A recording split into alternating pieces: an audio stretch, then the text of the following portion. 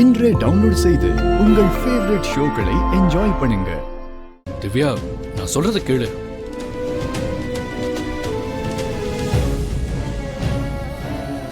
திரு, நீ எங்கதான் இருக்க? உனக்கு என்னதான் ஆச்சு? எத்தனை வாட்டி உனக்கு கால் பண்றது? நாட் ரீச்சபிள் தான் வருது. என்னால நைட் எல்லாம் தூங்கவே முடியல திரு. ஏன் இப்படி பண்ற?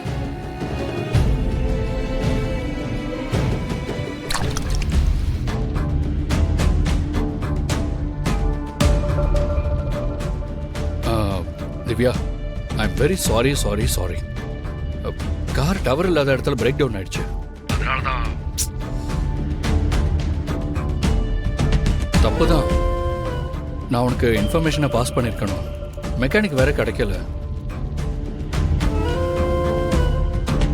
அந்த டென்ஷன்ல எனக்கு என்ன பண்றதுன்னே தெரியல.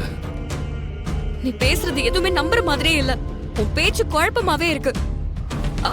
என்கிட்ட இருந்து எதையோ மறைக்கிற திரு. ஏன் இப்படிலாம் பேசுற?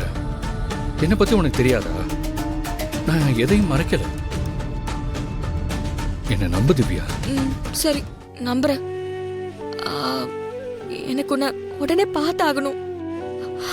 நீ என்ன பண்ணுவியோ ஏது பண்ணுவியோ உடனே கிளம்பி வா. எனக்கு உன்னை மீட் பண்ணணும்.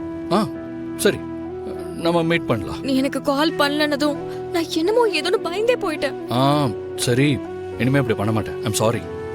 I love you, Divya. I love you too, Thiru.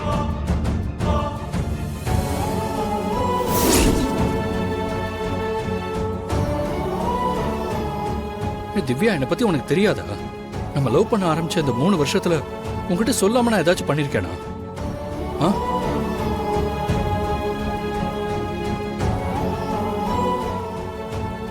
அதனாலதான் நான் அப்படி சொல்றேன். தயவு செஞ்சு புரிஞ்சுக்கோ. அந்த இடத்துல வர எந்த இன்ஃபர்மேஷனும் பாஸ் பண்ண முடியாத ஒரு சிச்சுவேஷன். அதான் அப்படி ஆயிடுச்சு. இனிமே அப்படி பண்ண மாட்டேன். ப்ராமிஸ். இனிமே நீ என் கூட தானே இருக்க போற. நம்ம தான் சீக்கிரமே கல்யாணம் பண்ணிக்க போறோமே.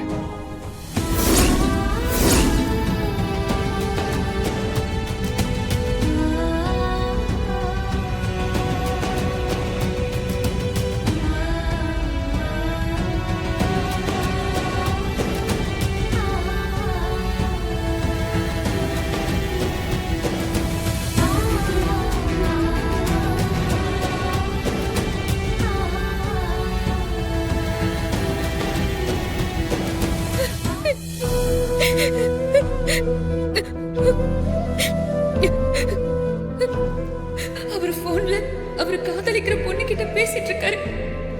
அப்படின்னா என்னோட ராஜகுமாரனுக்கு காதலி இருக்கா? அப்புறம் எப்படி ஏன் கனவுல வந்தாரு? கல்யாணம் பண்ணிக்கிட்டாரு.